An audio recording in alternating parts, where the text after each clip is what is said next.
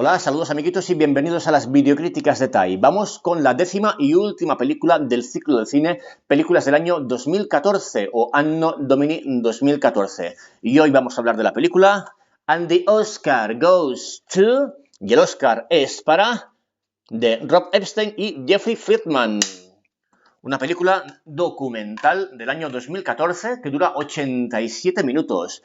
Es en blanco y negro y en color y está producida por TCM, Turner Classic Movies, con guión de los dos directores, Rob Epstein y Jeffrey Friedman, y también Sharon Wood, con música de Jeff Beal, y está protagonizada, entre otros, por gente como Billy Crystal, Whoopi Goldberg, George Clooney, Helen Mirren, Jane Fonda, Tom Hanks y Steven Spielberg. Y, como no, la incluiremos dentro del género de cine documental.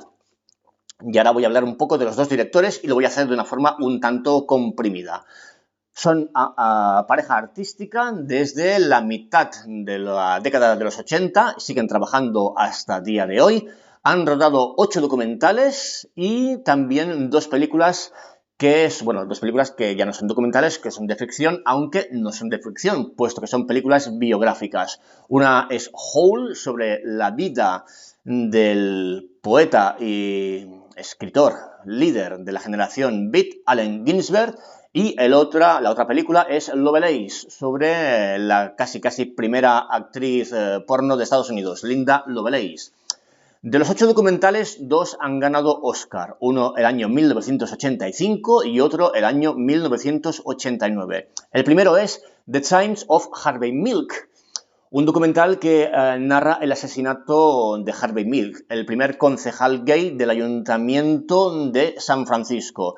Y el segundo documental es Common Threads, Stories from the Quilt, que nos narra la historia sobre la confección de un mural edredón con las caras de gente que tenía la enfermedad del SIDA. Del resto de documentales, la mayoría giran en torno al tema de la homosexualidad y del mundo artístico. Tienen uno que se llama Parágrafo 175, que narra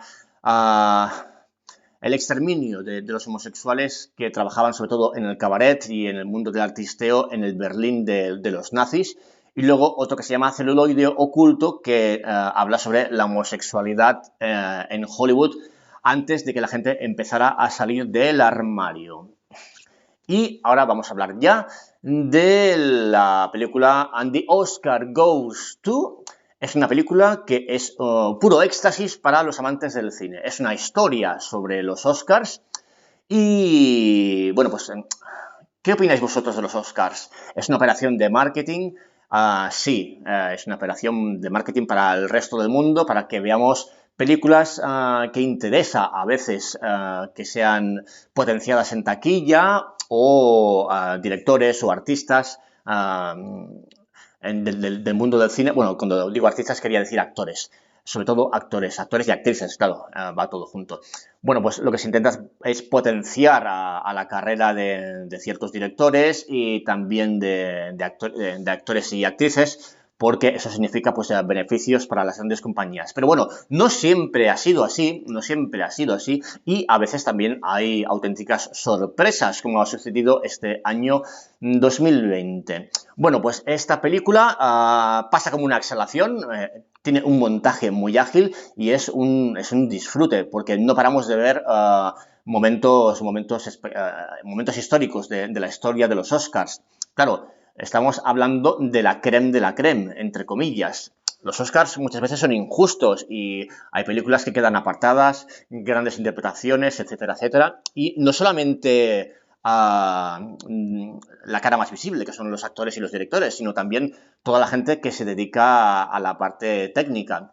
Maquilladores, gente de vestuario, guionistas, fotografía, etcétera, etcétera. La película, por suerte, dedica un momento más o menos a casi todos los sectores.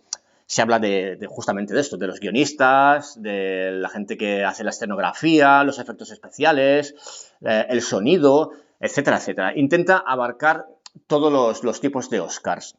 Nos habla desde sus orígenes hasta más o menos la década de los 2010 más o menos. Claro, hay que tener en cuenta que lo que es el tiempo de producción, de edición, de rodaje, etcétera, etcétera, pues llega más o menos, claro, si es una película del año 2014, necesita ser terminado un tiempo antes. O sea, la producción empieza, digamos, más o menos sobre el 2010, etcétera, etcétera, etcétera. Entonces, nos habla desde el origen de los Oscars hasta más o menos 2010, año más, año menos. La lástima es que la mayoría de los testimonios pues, es de gente actual, aunque, bueno, pues más o menos hace que eso sea caras que nos suenan más, ¿no? Pero faltaría un poco más de metraje. Es una película que curiosamente debería ser un poco más larga y disfrutaríamos de testimonios antiguos porque lo que hay es bastante material de archivo muy interesante. Claro, porque aquí en España, pues los Oscars no los hemos podido ver siempre y es muy interesante y espectacular y muy divertido pues ver imágenes de los Oscars de décadas anteriores, especialmente del principio. Bueno, ¿qué más hay que decir? Pues que nos habla sobre el origen de los Oscars.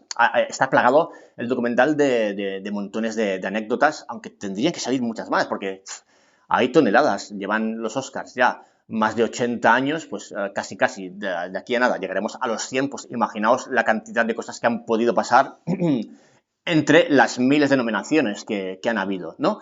Pues el origen de los Oscars es el pronunciamiento que hace la Academia de Hollywood, la Academia de Cinematografía de Hollywood, que se origina como la unión de los grandes estudios para evitar la introducción de los sindicatos en el mundo del cine.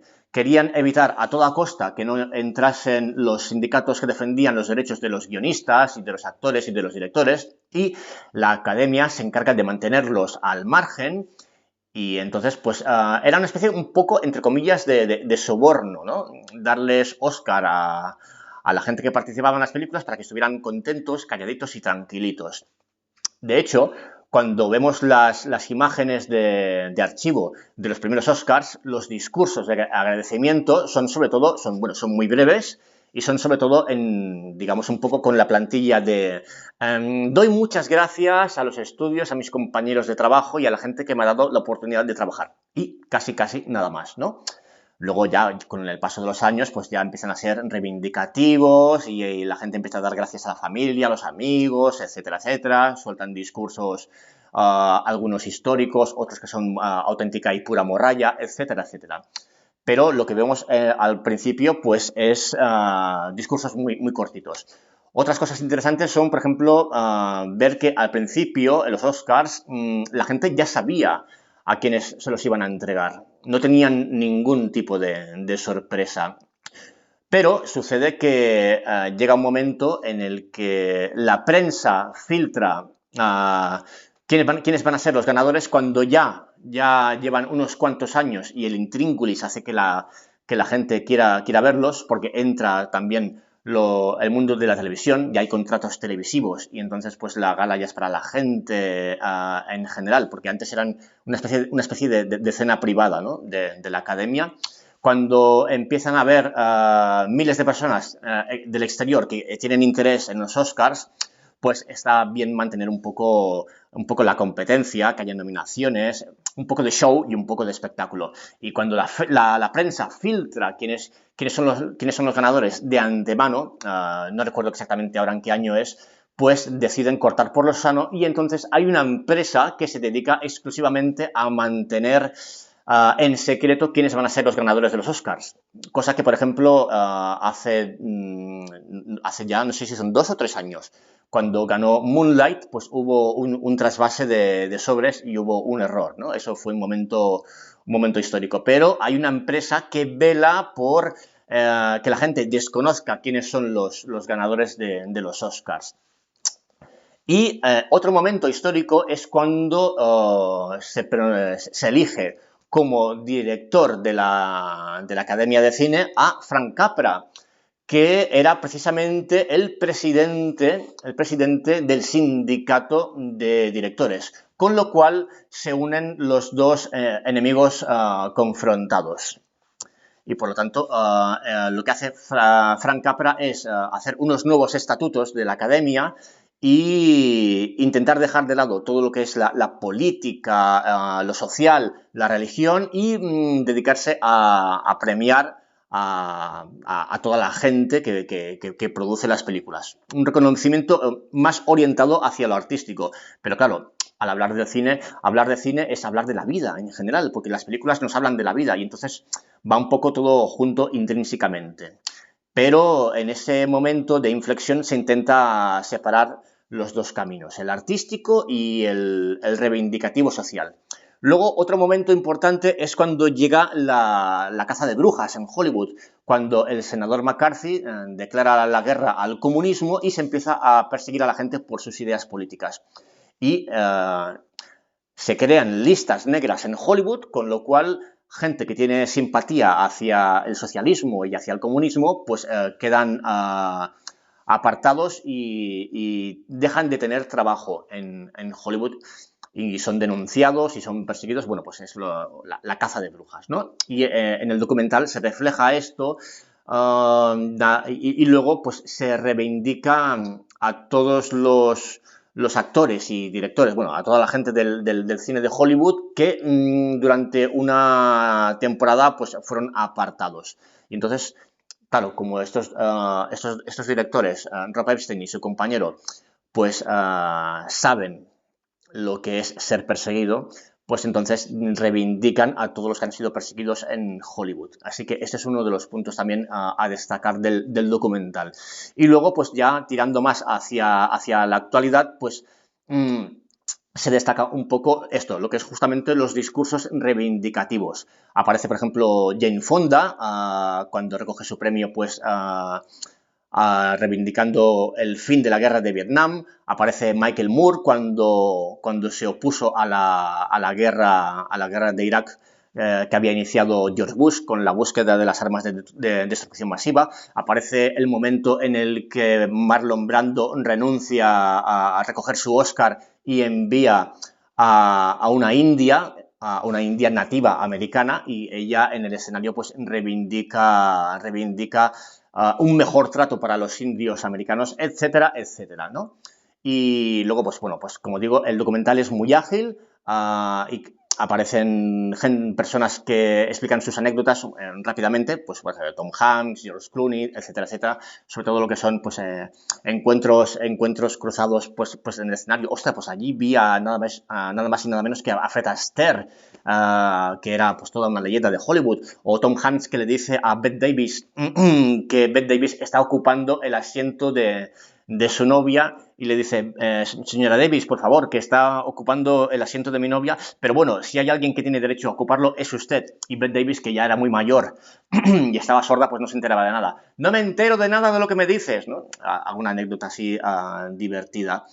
Y luego también hay un momento que no sé si es que está hecho expresamente, bueno, está hecho expresamente, ¿no? Pero no sé exactamente el porqué, en el que se reivindica un poco la figura de Steven Spielberg, ¿no? Porque aparece cómo era continuamente nominado y nunca le daban el Oscar, ¿no? Hasta que hizo la lista de Schindler.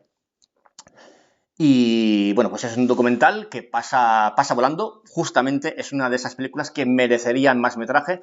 Dura 1 hora y media y podría estar tranquilamente al ritmo que va, durar 1 hora más. Porque es, como digo, un festín para los cinéfilos. Os lo recomiendo total y absolutamente. Además es para todo el mundo, para todos los públicos. Tanto si sois apasionados y locos y devotos del cine, de Hollywood, claro, y tanto como si sois profanos y queréis conocer alguna cosita, y si lo revisionamos alguna vez más, pues conoceremos un poco la historia de los Oscars, que además, para cerrar, quiero decir que, bueno, he dicho al principio que es una operación de marketing y tal y cual, pero siempre tienen, y en este documental se ve, su pequeño hueco para la improvisación y para los avances sociales, que bueno, no tienen por qué ir juntos, pero sin quererlo a veces lo hacen, ¿no? Cuando pasan las décadas, al final de una entrega de los Oscars nos quedamos con lo que se reivindicó más que lo que se ganó. Y bueno, pues eso es todo, amiguitos. Entre comillas, yo para mí, viva los Oscars, ¿eh? Yo soy de los que le encantan, aunque año tras año vayan perdiendo audiencia televisiva y haya gente que digan que pierden glamour y que cada año es lo mismo, etcétera, etcétera. Y ya incluso ahora han adoptado la táctica o la estrategia de dejarlo sin presentador, etcétera, etcétera. Bueno, pues dejadme vuestros comentarios en el canal de YouTube o en el correo electrónico elputocríticodecine, todo junto, @gmail.com. Muchas gracias, amiguitos, por vuestro visionado y hasta la siguiente videocrítica.